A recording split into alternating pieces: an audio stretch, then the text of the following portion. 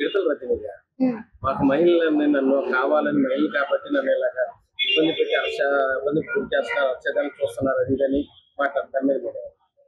ఒక విషయం అర్థం కావట్లేదండి, మరి విడుదల రజనీ గారు కూడా ఒక ఎమ్మెల్యేగా చేశారు, లాస్ట్ టైం మినిస్టర్ గా చేశారు.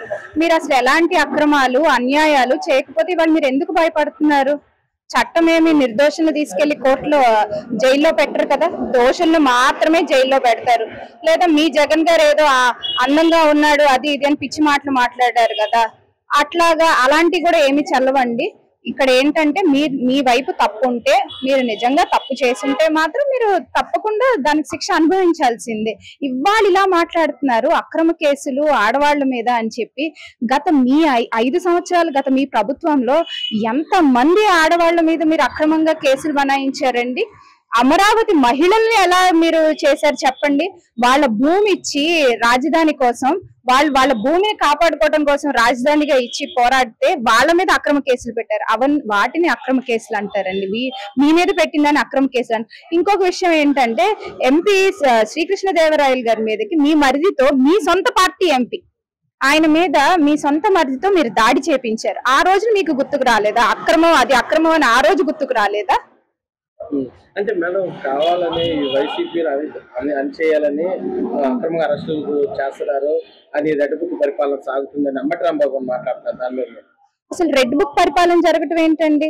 అసలు రెడ్ బుక్ గురించి ఎందుకు మీకు నిద్ర పట్టట్లేదా? రెడ్ బుక్ అనే దాని గురించి ఆలోచిస్తూ మీరు నిద్రపోవట్లేదు అనుకుంటండి మీ నాయకులందరూ. ఎవరైతే తప్పు చేశారో వాళ్ళు మాత్రమే రెడ్ బుక్ లో ఉంటారు. అదే కదా లోకేష్ గారు కూడా చెప్పింది. మీరెవరు తప్పులు చేయకపోతే మీ పేరు రెడ్ బుక్ లో ఉండదు కదా. మరి మీరు దాని గురించి ఎందుకు ఇంత ఆవేశంగా మిమ్మల్ని మీరు సెల్ఫ్ గోల్ చేసుకుంటున్నారు? ఎవరి కాళ్ళు ఏంటంటే ఒక ఎపిసోడ్ అయిపోగానే ఇంకో ఎపిసోడ్ స్టార్ట్ చేస్తున్నట్టు. మీకు ఫస్ట్ అండి ఈ వైసీపీ నాయకులందరికీ ఒక సింపతి కావాలి. వైసీపీ పార్టీ అంటేనే ఒక సింపతి మీద బతికే పార్టీ అన్నమాట. తప్పులు చేసి ప్రజలలో రాంగ్ గా సింపతి గెయిన్ చేసుకుంటూ ఆ నాయకుడు అంటే వాళ్ళ వైఎస్ఆర్సీపీ నడిపించే నాయకుడు అదే పద్ధతి పాటిస్తాడు. అండ్ యథా రాజా తదా ప్రజా కదా. సో వీళ్ళు కూడా ఎంతమంది ఆయన బాపత్లో అలాగే నడుస్తారన్నమాట. విడుదల రజనీ గారికి ఒకటే చెప్తున్నాం, అమ్మా మీ మీద ఎలాంటి అక్రమ కేసులు, ఎలాంటి అన్యాయంగా మిమ్మల్ని జైల్లో పెట్టాల్సిన అవసరం కూటమి ప్రభుత్వానికి అసలు లేదు. మేము ఖచ్చితంగా చెప్తున్నాము, మీరు చేసిన అన్యాయాలు, మీరు చేసిన అక్రమాలే మిమ్మల్ని ఇవాళ దోషిగా మిమ్మల్ని నిలబెడుతున్నాయి ప్రజల మధ్యలో. ప్రజలు ఇచ్చిన తీర్పును మీరు గౌరవించాలి. ఎందుకు మీరు ఒక ఎమ్మెల్యేగా, ఒక మినిస్టర్ గా మీరు చేసినప్పుడు మీరు ఎందుకు గెలవలేకపోయారు? మీరు నిజంగా ప్రజలకి సేవ చేస్తుంటే, ప్రజలకి న్యాయం చేస్తుంటే ఇవాళ మిమ్మల్ని అదే ప్రజలు గెలిపించేవారు. ఇంకొక విషయం, ఇవాళ మిమ్మల్ని అదే ప్రజలు దోషిగా నిలబెట్టుకోతున్నారు. మీ గవర్నమెంట్ లో ఉన్న ఆఫీసర్లే మీకు వ్యతిరేకంగా చెప్తున్నారు మీరు తప్పులు చేశారు. మీరు తప్పు చేయటం కాకుండా ఆఫీసర్స్ తో తప్పు చేపించారని వాళ్ళే చెప్తున్నప్పుడు ఇంకెంతకంటే సాక్ష్యం ఏం కావాలి?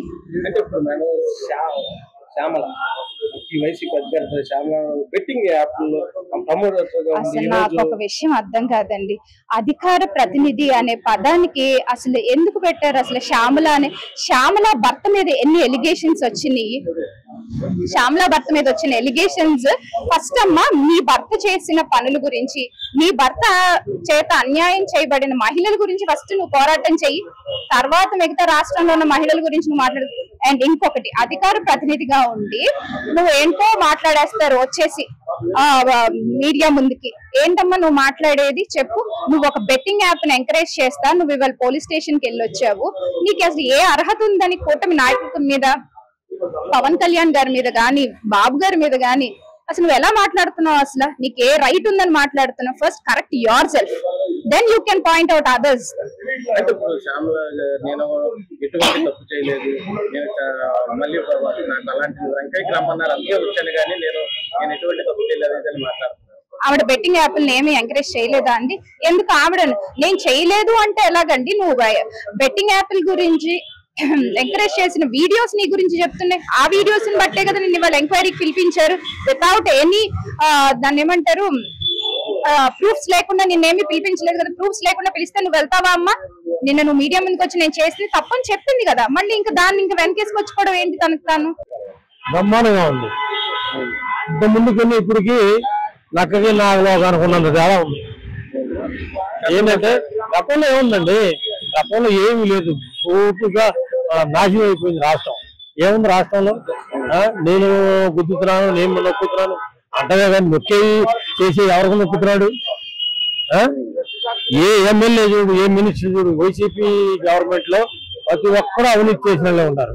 కూటమిలో ఎవరన్నా అవినీతి చేశారని చూపించండి. ఇప్పుడు ప్రజెంట్ గా అసలు కూటమిలో అన్న తర్వాత ఎవరు కూడా అవినీతికి పాల్గొనడానికి ముందుకు రావు. అంటే సార్ ఇప్పుడు జగన్మోహన్ రెడ్డి అన్నది గవర్నమెంట్ వచ్చి 9 నెలలు 10 నెలలు దాడుతుంది, రాష్ట్రాన్ని అప్పులు పాలు చేశారు. ఇది గవర్నమెంట్ వచ్చి అది అన్నమాట. ఇప్పుడు 2,70,000 కోట్లు అప్పుతో చంద్రబాబు గారు దిగాడు. అన్నయ్య వచ్చిన తర్వాత జగన్ అన్నయ్య ఎంత 8 లక్షల కోట్లు పెంచాడు. 5 ఏళ్ళకి 8 లక్షల కోట్లు పెంచి ఈయన 5 ఏళ్ళకి ఎంత పెంచాడు? కట్టుబట్టలతో వచ్చాం మనం, తెలంగాణ నుంచి కట్టుబట్టలతో వచ్చాం. కట్టుబట్టలతో వచ్చిన వాళ్ళు కూడాను బట్టలు సమకూర్చుకున్నాం, అన్ని సమకూర్చుకున్నాం. అది పరిపాలన చేసే విధానం. నీకు అన్ని చేతిలో పెట్టి ఒలిచి పెడితే కూడా నీ వల్ల కాలేదు. పరదాల దాటి నుంచి పోవడం, పరదాల దాటి నుంచి రావడం. పరదాల దాటి నుంచి వెళ్ళాడు ఎందుకని పనికొస్తాడా? నేను జనంలో కొత్త ఏంటి వచ్చేది? ఇంకోటి ఒకడు అంటాడంట, నేను లేక తెమ్మని ఇది కూడా అదే సామెతి. నేను మాట్లాడకపోతే జనంలో ఈ మాత్రం కూడా నా మొహం చూడరు. ఈ మాటలన్నా అనకపోతే జనం నా మొహం చూడరు. అందుకోసం అని చెప్పి ఊరికే గన్నవరం ఎమ్మెల్యే ఉన్నాడు, మంచి పనుడు అని చెప్పి అన్నాడు. ఎన్ని వస్తాయి బయటికి? సోసాను ఉన్నాడు, ఆయన సోషల్ మీడియా వదిలిపెట్టాడు ఆంబోతులాగా. ఆడిని తీసుకెళ్తే ఆడి అట్టగా తిరిగాడు. ఇట్లాంటి అన్ని ఆంబోతులన్నీ కూడా కోట ఉంటాయి. రంకులేసిన వాళ్ళందరూ పడతారు. సీరియల్ రావాలి. సీరియల్ వచ్చిన తర్వాత అప్పుడు పడద్దు ఒకళ్ళకి ఏంటనేది. సీరియల్ ప్రకారంగా సీరియల్ వస్తుంది. ఒక ఉరిసి పడిపోయి మనం పడినా సుఖం లేదు. తప్పు చేసిన వాళ్ళని అరెస్ట్ చేయడం తప్పు కాదు. వాళ్ళని పక్కాగా చూసి పట్టుకొని అప్పుడు లోనేస్తే అప్పుడు బయటికి రావడానికి అవకాశం ఉండదు. ఏమి లేకుండా చంద్రబాబు గారు తీసుకెళ్లి 53 రోజులు పెట్టాడు రాజమండ్రిలో. ఆయన ఏం చేశాడు? 2 లక్షలు 2 కోట్లు అన్నాడు, 200 కోట్లు అన్నాడు, 100 కోట్లు అన్నాడు, 10 కోట్లు అన్నాడు, ఆఖరికి 4 కోట్లు అన్నాడు. ఏమీ లేదు అక్కడ. ఊరికే సో చేశారు. వచ్చాడు ఆయన కలిగిన ముఖ్యంలో బయటకు వచ్చాడు. వీళ్ళు ఎక్కడి నుంచి వస్తారు బయటికి? ఇవి రావడానికి లేదు అవకాశం. పరిపాలన బాగానే ఉందండి, పర్వాలేదు. అంటే ఇప్పుడు జగన్మోహన్ రెడ్డి అన్నారు గవర్నమెంట్ వచ్చిన 10 నెలలకి రాష్ట్రాన్ని అప్పుల పాలు చేసింది, అది మాట్లాడుతున్నారు. అప్పుల పాలు ఆల్రెడీ చేసేసి వెళ్ళిపోయాడు సార్. అదంతా సరిదిద్దుకుంటా ముందుకెళ్తున్నారు కూటమి. అంటే కాదండి, గవర్నమెంట్ వచ్చిన తర్వాత ఈ రోజు రాష్ట్రానికి పెట్టుబడులు తీసుకురావడం మీకు ఎలా అనిపిస్తుంది? పెట్టుబడులు సూపర్ గా వస్తున్నాయి కదండి. పెట్టుబడులు పెడుతున్నారు. ఇంకా ఇప్పుడు స్టార్ట్ అవుతుంది, అమరావతి స్టార్ట్ అవుతుంది, స్టీల్ ప్లాంట్ స్టార్ట్ అవుతుంది, అన్ని పోలవరం అన్ని చేసుకుంటూ వస్తున్నారు వాళ్ళు. అంటే అమరావతి పేరు చెప్తున్న అప్పులు చేస్తున్నారు, అది ఇదని నేను కిట్టి కూడా కట్టలేదు, అది అని మాట్లాడుతుంటారు మీరు. అప్పులు అంటే అప్పులుగా కామన్ గా అప్పులు తేవాలి చేయాలి. ఇప్పుడు ఎక్కడ వస్తుంది? అన్ని అవ్వు కదండి.